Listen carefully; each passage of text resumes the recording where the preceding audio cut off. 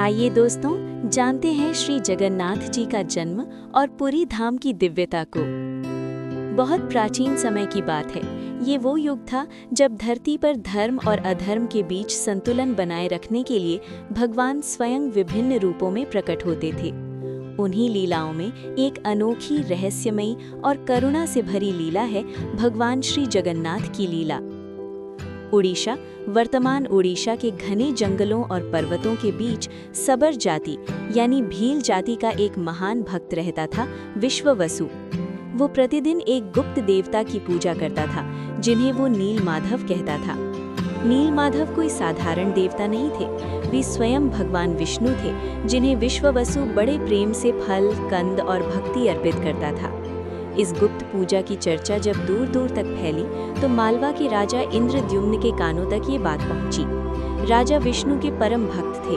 उन्होंने निश्चय किया कि वे नीलमाधव के दर्शन अवश्य करेंगे। राजा ने अपने ब्राह्मण दूत विद्यापति को नीलमाधव का पता लगाने भेजा।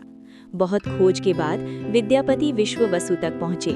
प्रारंभ में विश्ववसु ने रहस्य बताने से मना कर दिया, पर बाद में दामाद बनने पर उन्हें आंखों पर पट्टी बांधकर नीलमाधव के दर्शन कराए। विद्यापति ने चालाकी से रास्ते में सरसों के दाने गिरा दिए ताकि पुनः मार्ग मिल सके। जब राजा इंद्रद्युम्न वहां पहुंचे तो नीलमाधव अंतर्धान हो चुके थे। राजा अत्यंत दुखी हुए।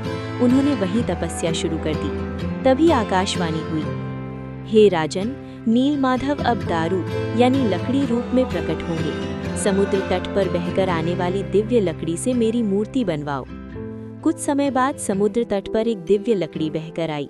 वो साधारण लकड़ी नहीं थी, वो दारू ब्रह्म थी।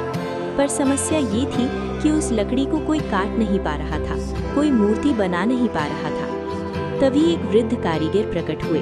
उन्होंने शर्त रखी, मैं मूर्ति बनाऊंगा लेकिन दरवाजा बंद रहेगा और किसी को बीच में झांकना नहीं होगा। राजा ने शर्त स्वीकार की। कई दिनों तक भीतर से टक टक की आवाज आती रही, पर एक दिन रानी गुंडचा या रानी की दासी, कथा भेद अनुसार, को शंका हुई। उन्होंने राजा को उकसाया कि कहीं कारीगर मर तो नहीं गया। राजा ने दरवाजा खुलवा दिया। जैसे ही दरवाजा खुला, वृद्ध कारीगर अदृश्य हो गए और मूर्तियां अधूरी रह गईं। भगवान की न हाथ पूरे बने, न पैर, न नेत्रों की पलकें। राजा दुखी हो गए। तभी पुनः आकाशवाणी हुई, हे राजन, यही मेरा स्वरूप है।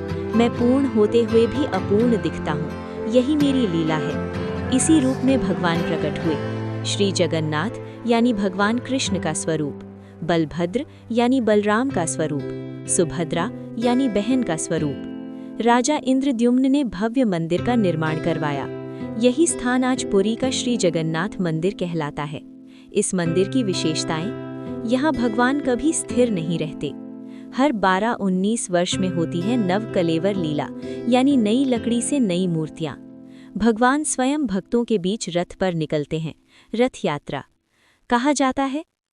भगवान जगन्नाथ वर्ष में एक बार अपनी मौसी गुंडचा माता के घर स्वयं जाते हैं।